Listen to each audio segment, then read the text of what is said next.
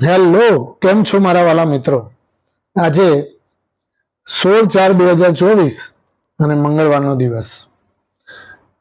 આવતીકાલે રામ ભગવાનનો જન્મદિવસ છે, રામનવમીનો દિવસ અને રજાનો પણ દિવસ છે.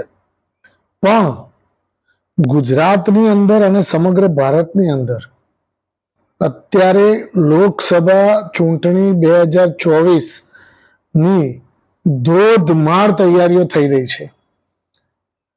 ત્રણે ત્રણ પક્ષો ભાજપ, કોંગ્રેસ અને આમ આદમી પાર્ટી, સાથે સાથે જે લોકલ પક્ષો છે એમાંના સમાજવાદી પાર્ટી, બસપા, આ બધી પાર્ટીઓ પણ, અને મમતા બેનર્જીની પણ પશ્ચિમ બંગાળની જે પાર્ટી, બધી પાર્ટીઓ અત્યારે હાલ તડામાર તૈયારીઓમાં પડેલી છે. જોરદાર રેલીઓ કરી રહી છે, જોરદાર ભાષણો કરી રહ્યા છે, એકબીજાના પત્તા કાપવાના વાતો કરી રહ્યા છે.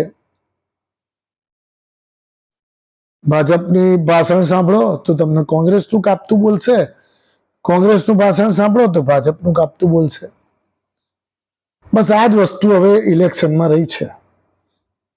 બાકી કોઈએ પહેલા શું કામ કર્યા એ તો જણાવતા જ નથી, અને પબ્લિકનું શું થશે આગળ જતા એ કોઈને જણાવવું જ નથી. બસ આ જ જણાવવાનું કે હવે ઇલેક્શનની અંદર આ પાર્ટી આવી છે, આ પાર્ટી ખાઈ ગઈ, આ પાર્ટીએ ના ખાધું.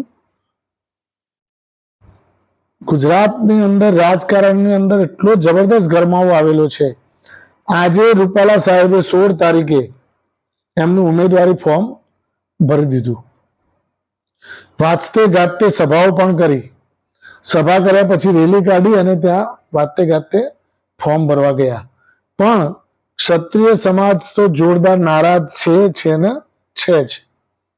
કેમ કે ક્ષત્રિય સમાજને હજુ પણ કોઈ પણ જાતનું સંતુષ્ટિ થાય એ ટાઈપનું ભાજપ વાળાએ કોઈ પણ જાતનું નિવેદન કે કોઈ પણ જાતનું એવું કાર્ય કર્યું નથી. કારણ કે એમને તો એક જ વસ્તુથી સંતુષ્ટિ છે ક્ષત્રિય સમાજને, કે રૂપાલા સાહેબની ટિકિટ કપાય અથવા તો એમને બરતરફ કરવામાં આવે. બસ આ બે વસ્તુ જ એમને છે.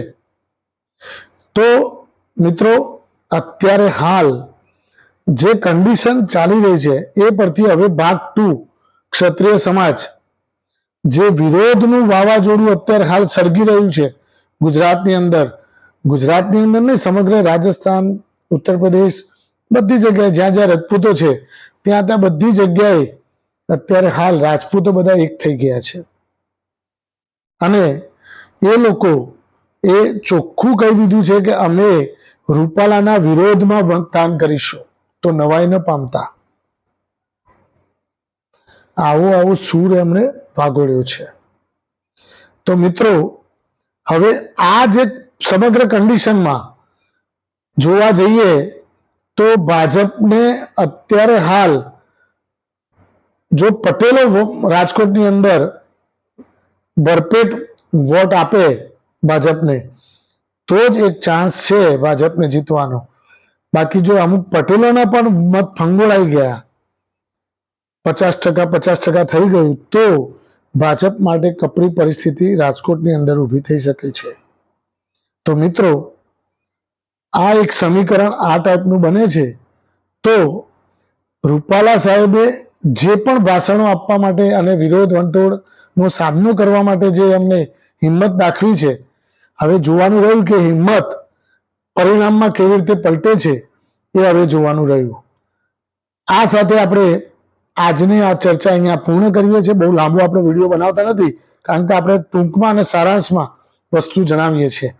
જેટલી પણ વસ્તુ આપણે જ્યારે થાય છે ત્યારે આપણે વસ્તુને વાગોળીએ છીએ.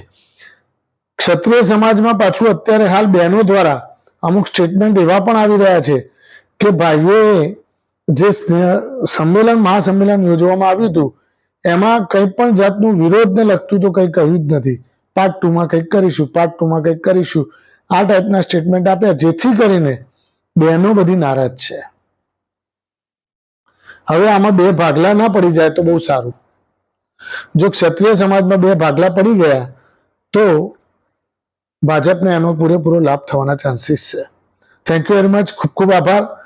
આજનો દિવસ તમારો ખૂબ ખૂબ સારો રહે.